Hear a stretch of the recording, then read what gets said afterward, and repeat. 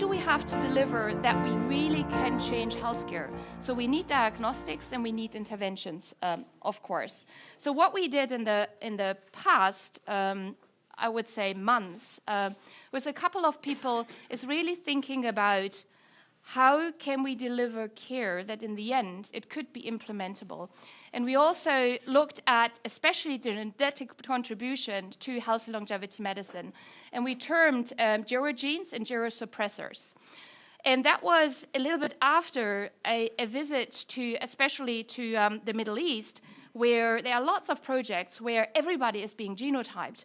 And I got the question, what do we do with the information? And how can we apply that to healthy longevity medicine? So that's summarized in a paper which came out a couple of weeks ago.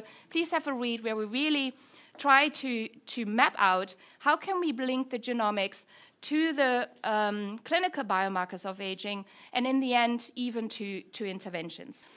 A couple of randomized controlled trials, what we are doing at this moment in time. The first one I'm very excited about is our heart study, where we are testing SGLT2 inhibitors in healthy individuals to lower not only the HbA1c, but especially improve, hopefully, the VO2 max. We are randomizing, of course, and we are including quite healthy people to really, with the understanding, can we even optimize them to have better outcomes, hopefully in 30 years' time. That's not our primary outcome, but it's just a very, very short study. Then we have our alpha-ketoglutarate work. It's just one of the supplements we are testing. We also have, in terms of repurposed drugs, we are testing rapamycin, but I just give you snapshots what we are doing.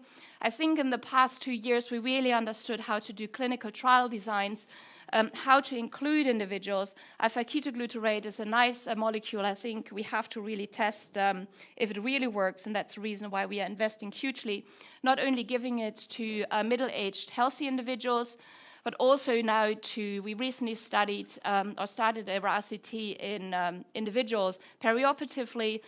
They are coming and undergoing a heart surgery. We give it beforehand, a sort of prehab, but then with supplements, and see if the outcomes are better. We are hugely working on nicotinamide mononucleotide. There are lots of systematic reviews at the moment going. This is old data where we already showed that NMN supplementation it was a very, very, very small study, that it could lead towards better functional outcomes and quality of life in middle-aged individuals. We use this data to really get a better understanding about the physiology of NAD, how much actually change we need to have clinically relevant outcome parameters. Also, that is published, where we really show that you should at least see an increase of NAD levels by 15 to 20 nanomole per liter. Because then you really, we were able to predict who is responding and non-responding. This will lead to the CURATE study. Yesterday or the day before, we heard about NS1 study, so RCTs is one, but can we do other trial designs? So we are now at NUS really embarking on different trial designs where we're including one individual, giving the supplements a washout period, giving it again, washout period, giving it again. And we are doing it with the NS1 Institute with Dean Ho, which is, I think, super exciting. We are starting with Vera, a very exciting study to really manipulate SIRT6 with seaweed. This study is now being submitted to ethics. Middle-aged individuals, also a little bit pre-frail. Sorry, it's not really middle-aged. I think also 50 to 80 is middle-aged if you're becoming 120.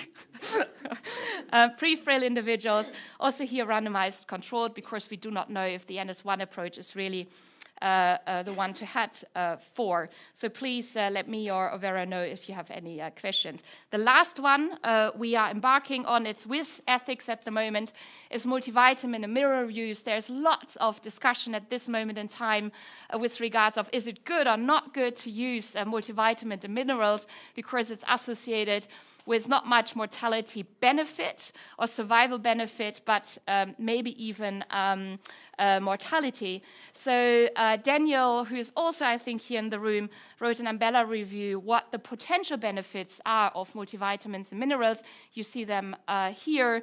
It's quite unknown, I would say. We are embarking on really optimizing micronutrient levels in individuals who are middle-aged and healthy, really defining, and that's a more an academic exercise, what is normal and what is abnormal. That's quite clear, but what is optimal for you based on your lifestyle, based on your needs, that's what we are doing at the moment in the CEDERA study, together with Halion, in testing if a multivitamin and mineral pill can actually decrease the epigenetic age of middle-aged individuals.